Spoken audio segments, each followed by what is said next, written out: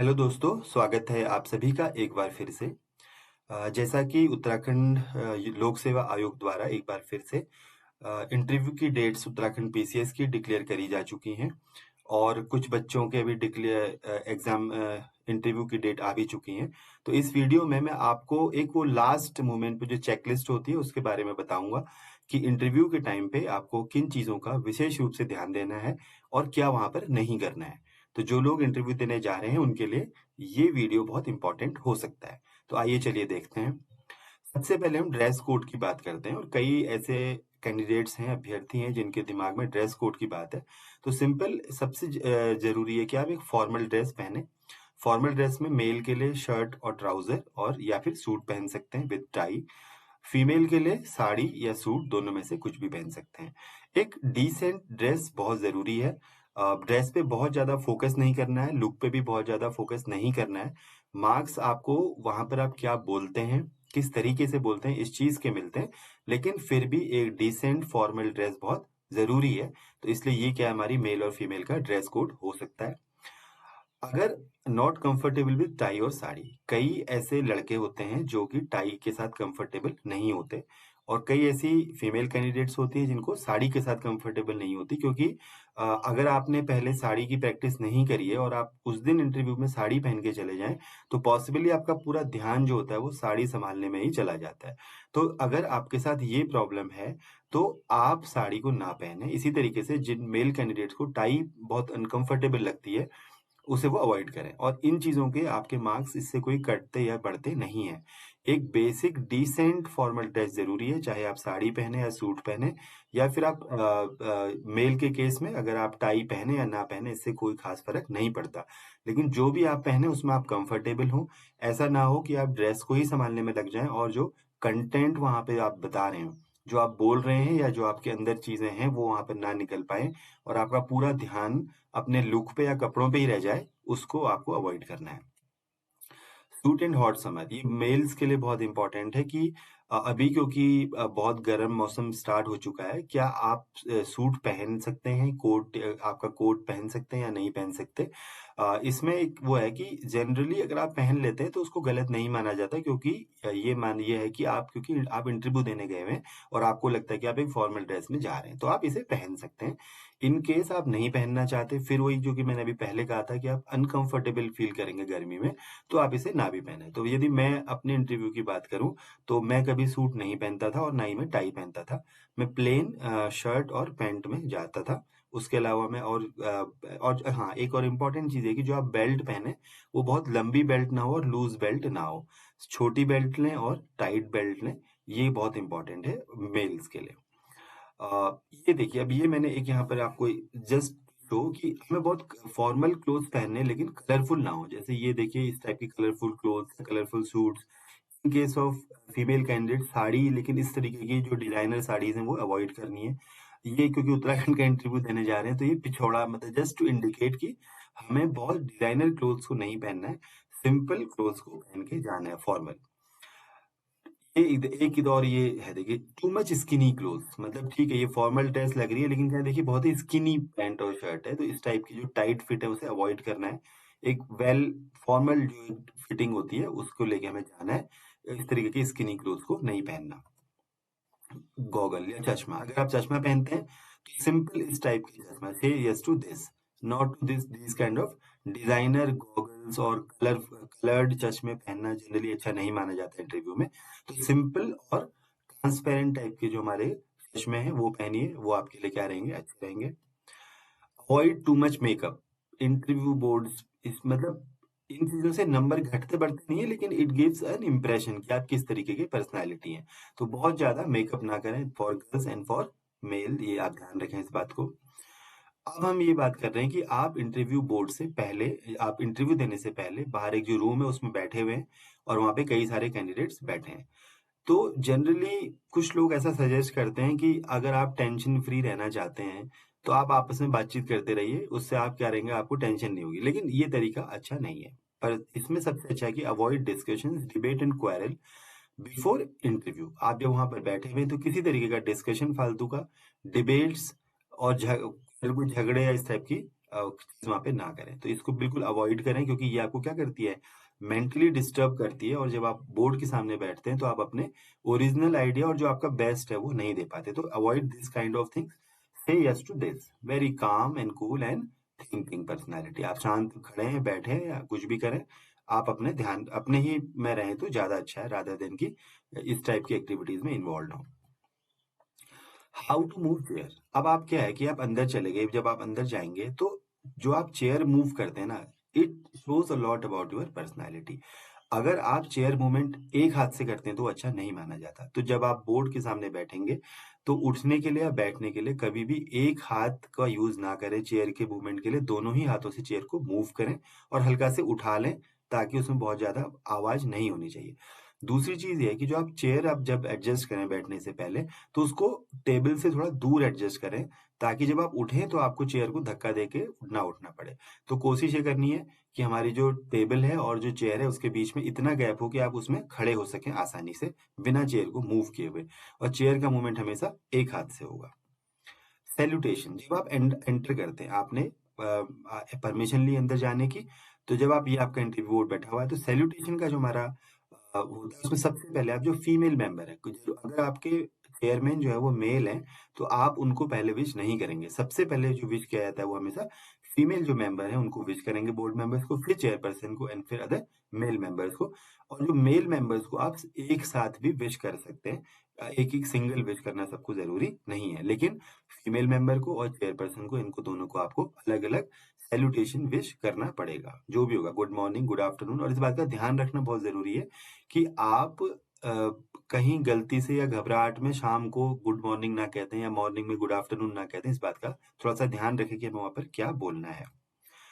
ये हमारे sitting postures हैं ड्यूरिंग इंटरव्यू, बहुत इंपॉर्टेंट है। इस टाइप के सिटिंग पोस्चर्स को हमेशा अवॉइड करना है कि आप ऐसा नहीं लगना चाहिए कि आप वहाँ पे बहुत मस्ती करने गए हुए हैं। आपका सिंसियर लुक दिखना चाहिए। तो जनरली 90% पे आपका जो होता है वो क्या होता है, सिटिंग पोस्चर सबसे बेस्ट होता है। ये जो है देखिए, ये 90 का परसेंट और ये 90%, सॉरी 90 डिग्री।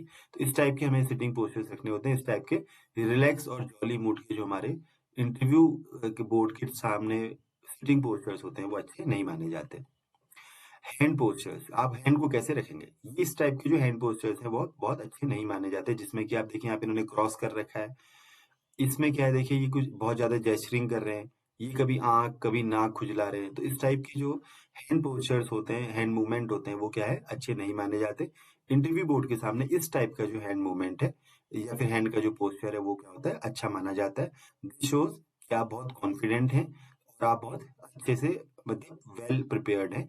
इस टाइप के पोस्चर्स दिखाते हैं कि आप कॉन्फिडेंट नहीं हैं, आपके अंदर घबराहट है। तो ये आपकी पर्सनैलिटी का एक अच्छा एस्पेक्ट नहीं माना जाता। तो आपके हैंड पोस्चर्स हमेशा इस टाइप के रहने चाहिए for male as well as female candidates. Say a big no to this kind of postures. ये जो उंगली दिखाना है, इसको आपको इंटरव्यू में हमेशा क्या करना है, अवॉइड करना है। अवॉइड करना है नहीं, इसको टोटली अवॉइड करना है। ये दिखाता है कि आपकी पर्सनैलिटी थोड़ा-सा एग्रेसिव हो सकती है या फिर आप क्या कर सकते हैं कि दूसरों के प्रति रिस्पेक्ट नहीं रखते। तो हमेशा इस टाइप के जो हैंड पोस्ट फिंगर के जो पोस्चर्स हैं उन्हें अवॉइड करना है। लेग की किस तरीके से देखें, ये जो हमने क्रॉस लेग्स हैं, ये हमेशा अवॉइड करनी है कि जैसा कि मैंने आपको पहले बोला है कि आप जब भी बैठें, चेयर को थोड़ा-सा दूर रखें। अब कई लोग बोलते हैं कि चेयर तो टेबल के अंदर होगी, तो हमारे लेग्स कैसे दिखेंगी? इट डज़न्ट मैटर, आपको अपने पोस्चर्स पे ध्यान रखना है, ब वो दिखें या ना दिखें। अगर दिखेंगे तो आपके गलत हो जाएगा, तो नहीं दिखेंगे तो भी आपको सही अपने पोस्चर्स को रखना है। तो इस टाइप के जो क्रॉस लेग मूवमेंट्स हैं, उसको अवॉइड करना है। और ये बिल्कुल स्ट्रेट और दोनों इस टाइप के लेग मूवमेंट्स को, यस, ठीक है। जब आप इंटरव्यू दे रहे हैं तो वहां पर आपकी क्या क्या क्वालिटी चेक की जाएंगी। सबसे पहले ओरिजिनलिटी, मतलब जो आप हैं वही वहां पे शो कर रहे हैं या नहीं। ऐसा तो नहीं कि आप कोई फेक चीजें वहां पे बता रहे हैं। तो हमें क्या करना है कि हमें अपनी बिल्कुल ओरिजिनलिटी, जैसे हम हैं वैसे के वैसे ही वहां पे अपने आप को रिप्रेजेंट करना है। हमें कोई भी शो ऑफ या कोई फेक वहां पर अपना वो नहीं दिखाना। ज्यादा अच्छा करने के चक्कर में, नंबर ज्यादा बढ़ाने के चक्कर में कई बार हम क्या कर देंगे, फिर मिस्टेक कर सकते हैं। और जो वहां पर आपके सामने बोर्ड ले रहे हैं, जो आपका इंटरव्यू ले रहे हैं, जो बोर्ड है, वो बहुत एक्सपीरियंस लोग हैं। वो आपकी बातों से, आपके लुक से आपके पोस्चर से इस बात को समझ जाते हैं कि आपके अंदर क्या है और क्या नहीं है। इसलिए बेटर कि आप ओरिजिनल रहें। मेबी आपके अंदर कुछ कमियाँ होंगी, अगर वो कमियाँ वहाँ पर सामने आ भी जाती हैं तो इट डज़न्ट मैटर, क्योंकि हर किसी के अंदर कोई ना कोई कमी ज़रूर है। तो ओरिजिनैलिटी बहुत इम्पोर्टेंट है। ह्यूमिलिटी, विनम्रता भी बहुत ज़रूरी है। और ये तो ख़ास तौर से इंटरव्यू बोर्ड में चीज़ें चेक करी जाती हैं कि आप विनम्र हैं या आपके अंदर ह्यूमिलिटी है या नहीं है। बड़बोलापन या फिर किसी तरीके का ईगो या किसी तरीके की इस तरीके की बातें कि जो सामने वाले को नीचा दिखाने की कोशिश करती हैं, वो हमेशा अवॉइड करनी है। ह्यूमिलिटी दिखानी है और विनम्र रहना है। Avoid fake smiles. कई बार आप जब अभी आप मॉक टेस्ट भी कर रहे होंगे, कहीं पे कोचिंग्स में जा रहे होंगे, तो कई बार ये बताया जाता है कि आपको स्माइल करनी है, बट अवॉइड फेक स्माइल्स। आप वो जानते हैं कि भई आप इतना बड़ा इंटरव्यू देने आए हैं और पॉसिबली आपके अंदर कहीं न कहीं कोई झिझक होगी, कोई डर भी लग रहा होगा। तो यदि आप नहीं स्माइल कर पा रहे, कहीं पर ऐसा नेचुरल मोमेंट आ जाता है कि आपको अंदर से स्माइल करने का मन करता है या हँसने का मन करता है, तो आप हँस सकते हैं हल्का-सा, स्माइल कर सकते हैं थोड़ा-सा। लेकिन अननेसेसरी हर क्वेश्चन पे फेक स्माइल ना करें। ऐसा ना हो कि कोई सीरियस क्वेश्चन भी पूछ रहा है और आपको ये कहा गया कि नहीं आपको तो स्माइल करना है, तो आप वहाँ पे फेक स्माइल कर रहे हैं। इसको बिल्कुल अवॉइड करना है, ये आपके नंबर को बहुत कम कर सकता है। गाइड योर इंटरव्यू, ये सबसे इम्पोर्टेंट है। मैंने इसके लिए एक वीडियो अलग से भी डाला था। इंटरव्यू में यदि आप बहुत अच्छे मार्क्स लाना चाहते हैं, तो ये सबसे ज़रूरी होता है कि आप अपने इंटरव्यू को एक डिज़ायर्ड डायरेक्शन में गाइड करें। इसके लिए जो मैंने आपको एक अलग से वीडियो बनाया, उसको आप देख सकते हैं। लेकिन यहाँ पर इम्पोर्टेंट बस ये है कि जो आपके स्ट्रॉन्ग एरियाज़ हैं, जहाँ पे आपको आपके ओरिजिनल आइडियाज़ आते हैं, जहाँ पर आपको क्रिएटिव आइडियाज़ आते हैं, जहाँ पे आपके कुछ अपने अपने आइडियाज़ हैं, उन एरियाज़ में आप अपने इंटरव्यू को गाइड करने की कोशिश करें। वो आप कैसे कर सकते हैं, ये मैंने आपको बताया भी है, लेकिन इन ब्रीफ में ये कह सकता हूँ कि आप ये करें कि जो आपके स्ट्रॉन्ग एरियाज़ हैं, वहाँ से एग्ज़ाम्पल्स कोट करें, वहाँ से रेफरेंसेस कोट करें और बार-बार कोशिश करें कि आपका कोई भी क्वेश्चन पूछे तो आप उसे उस डायरेक्शन को लेके जाएँ, ताकि आपका इंटरव्यू बोर्ड आपको उसी डायरेक्शन में क्वेश्चन पूछना स्टार्ट कर दे। Do not hurt ego. सामने वाले जो है ना, उनका कभी भी ईगो हर्ट मत करो या उनके सेल्फ रिस्पेक्ट को ठेस मत पहुंचाओ।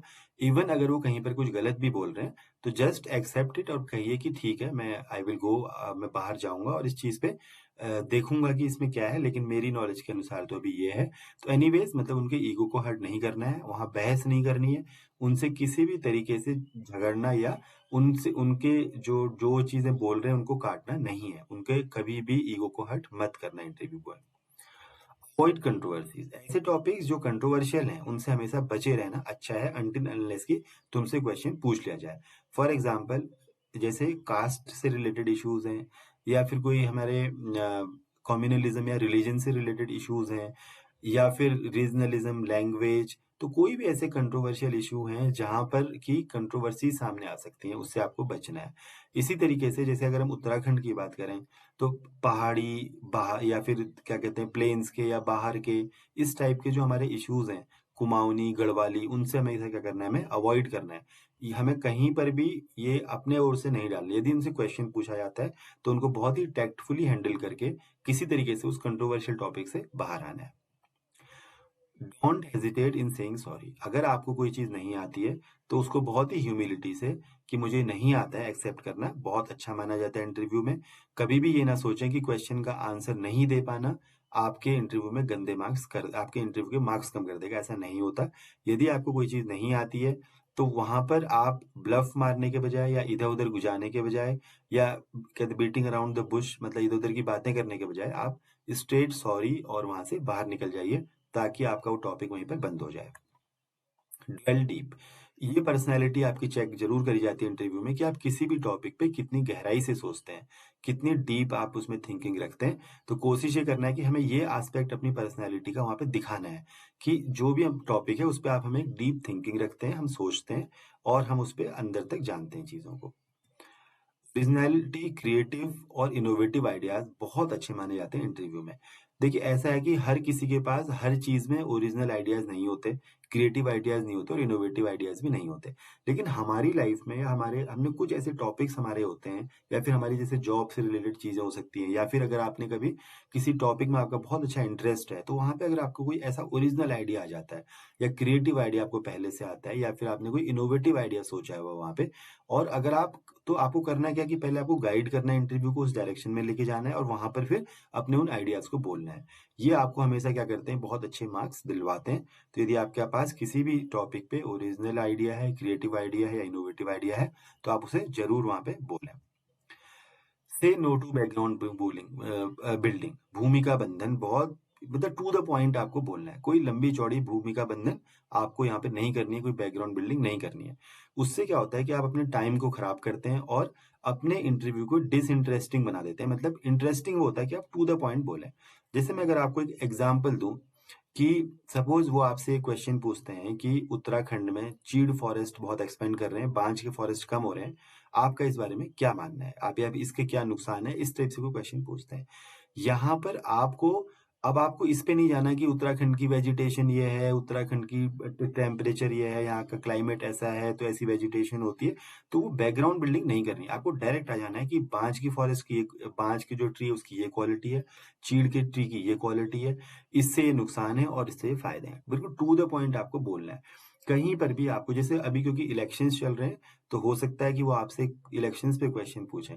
तो उसमें ये सब बातें यहाँ से कि भई India is a democracy, we are a liberal democracy, इस टाइप की जो भूमिका बंधन होती है उसको आपको बिल्कुल अवॉइड करना है, क्योंकि इससे टाइम आपका बहुत ज़ाया होता है। और दूसरी प्रॉब्लम ये होती है कि आपका जो इंटरव्यू बोर्ड है वो आपसे फिर क्योंकि उन्हें उन चीज़ों पे इंटरेस्ट नहीं है। जो वो पूछ रहे हैं उसको टू द पॉइंट आंसर देना है, ब्रीफ में आंसर देना है, ताकि आपको ज़्यादा से ज़्यादा वो जज कर पाएँ। And on a positive note, आप कोई भी आंसर दें या आपका पूरा जो इंटरव्यू हो, it should and on a positive note, मतलब एक सकारात्मक अंत उसका होना चाहिए। कोई जैसे सपोज आपका मान लिया यही जो हम अभी टॉपिक कर रहे थे कि भाई इंडिया उत्तराखंड में चीड़ के फॉरेस्ट बहुत तेजी से एक्सपेंड कर रहे हैं, उसके कुछ नुकसान है, और बांज का फॉरेस्ट जो धीरे धीरे कम हो रहा है उसके क्या है, अब उसके अपने उसके भी नुकसान है। तो इसका जब आप कोई भी क्वेश्चन इसका आंसर दें तो आपको एंड इस नोट पे करना है कि अब गवर्नमेंट ने, इवन सिविल सोसाइटी ने, कई सारे ऐसे एनवायरमेंटलिस्ट एक्टिविस्ट हैं जिन्हें इस चीज के बारे में बहुत क्या है सेंसिटिविटी बढ़ गई है, और गवर्नमेंट अपने प्लांटेशन प्रोग्राम्स में धीरे धीरे बांज को प्रमोट कर रही है। या फिर जो सिविल सोसाइटी एक्टिविस्ट हैं या ऑर्गेनाइजेशंस हैं वो बांज के फॉरेस्टेशन कर रहे हैं। तो इससे क्या होगा कि धीरे धीरे बांज का फॉरेस्ट फिर बढ़ने लगेगा। तो ये आपको क्या करना है, पॉजिटिव नोट पे अपने हर आंसर को खत्म करना है, और पूरा इंटरव्यू भी आपका क्या है, एक पॉजिटिव नोट पे ही खत्म होना चाहिए, एक सकारात्मक अंत होना चाहिए हर चीज का। व्हाइल यू फिनिश, मतलब जब आपका इंटरव्यू खत्म हो जाए तो इस बात का ध्यान रखें कि आप आराम से खड़े हो जाएं। अब देखिए जो मैंने आपके स्टार्टिंग में बोला था कि आपकी जो चेयर का मूवमेंट है वो बहुत जरूरी है। यदि आपने स्टार्टिंग में जाके दोनों हाथों से बहुत अच्छे से अपनी चेयर को एक गैप के साथ रखा हुआ टेबल में, आपको खड़े होने में दिक्कत नहीं होगी। अगर आप ऐसा नहीं करते हैं तो जब आप खड़े होंगे तो आपकी चेयर आवाज करेगी, इधर उधर गिर सकती है, आप भी उसमें अनकंफर्टेबल फील करते हैं। तो इसलिए हमेशा चेयर और टेबल के बीच में गैप रखें। तो जब वो आपको बोलें कि ओके थैंक यू, तो आप खड़े हो जाएं, से थैंक्स, सभी को थैंक्स बोलिए। बाहर आराम से आना है, बहुत मतलब तेजी से और एग्रेसिवली और इस तरीके की यार हो गया और भागो इस टाइप के एटीट्यूड के साथ बाहर नहीं आना है। बहुत शांति से आप बाहर आइए। रिमेंबर द गेट, देखिए क्या होता है जब आपके जो इंटरव्यू रूम्स होते हैं वहां पे कई सारे गेट्स होते हैं। तो ये बिल्कुल ध्यान रखिए कि आपने किस गेट से एंट्री करी है। ऐसा ना हो कि आप हड़बड़ाहट में एग्जिट किसी दूसरे गेट से करने लगे और बंद हो, और आप उसे खींचे तो वो बंद निकले। तो ये क्या होता है कि थोड़ी थोड़ी छोटी छोटी चीजें होती हैं, लेकिन इंटरव्यू में क्या होती है, बहुत इंपॉर्टेंट होती हैं। तो ध्यान रखें आप किस गेट से बाहर आए थे। यदि आपको समझ नहीं आ रहा है तो आप आराम से खड़े होकर देखिए कि किस गेट से मुझे एग्जिट करना है। Follow instruction written on the gate, कई बार हमारे जो गेट होते हैं उनमें इंस्ट्रक्शन लिखे होते हैं, क्या पुश और पुल का मेनली होता है। तो आप ध्यान रखें कि अगर पुश है तो आप उसे पुश ही करें, पुल ना करें। अगर धक्का देना है तो बाहर की तरफ ही धक्का दें, अंदर को ना खींचें, क्योंकि ये चीजें बहुत जज करी जाती हैं कि आप इन इंस्ट्रक्शंस को पढ़ते हैं केयरफुली या नहीं करते, या आप कितने कॉन्फिडेंट हैं, कितने घबराए हुए हैं। ये आपके पर्सनैलिटी यहाँ से चेक करी जाती है। तो गेट पे जो इंस्ट्रक्शंस होते हैं उन्हें आप एंट्री के टाइम पे ही देख लें या फिर एग्जिट के टाइम पे देख के ही उनको फॉलो करें। अवॉइड दिस काइंड ऑफ चीज। ये क्या है, देखिए आपको मतलब कि इंटरव्यू खत्म हो गया और भागो, इस टाइप का जो एटीट्यूड होता है वो आपको इस टाइप की पर्सनैलिटी आपकी शो कर देता है वहां पर। हमें पता नहीं चलता कि हम ऐसा कर रहे हैं, लेकिन एक्जेक्टली हम ऐसा इस टाइप का कुछ कर रहे होते हैं। तो इसको हमेशा अवॉइड करना है, बहुत कामली और कॉन्फिडेंटली ही उठना है। आपका इंटरव्यू रूम से बाहर आने तक खत्म नहीं होता। आप ये मत सोचिए कि आपने वहां पे क्वेश्चंस के आंसर दे दिए और आपको थैंक यू बोल दिया गया तो इंटरव्यू खत्म हो गया, नहीं। जब आप रूम से बाहर आ जाते हैं तभी आपका इंटरव्यू खत्म होता है। उससे पहले आपको उसी सिंसियर मोड में बने रहना है। Fly on I on sky, अगर ऑन सक्सेस, अगर आप ये जो मैंने यहाँ पे आपको इंस्ट्रक्शंस दिए हैं इनको आप फॉलो करते हैं क्लियरली, अपनी पर्सनैलिटी का ओरिजिनल एस्पेक्ट वहाँ पे दिलाते हैं, तो डेफिनिटली बहुत अच्छे मार्क्स इंटरव्यू में मिलेंगे और आपको सक्सेस मिलेगी। It will give you high rank in the examination और even selection in the examination, दोनों चीज़ें इसमें डिपेंड करती हैं। तो ये लास्ट मिनट कुछ चेकलिस्ट थी जो मैंने आपको बताई थी, और सभी के लिए ऑल द बेस्ट जो एग्ज़ाम देने जा रहे हैं, जो इंटरव्यू देने जा रहे हैं। आपका इंटरव्यू बहुत अच्छा होगा और बहुत अच्छे से इंटरव्यू दे के आइए। Thank you so much.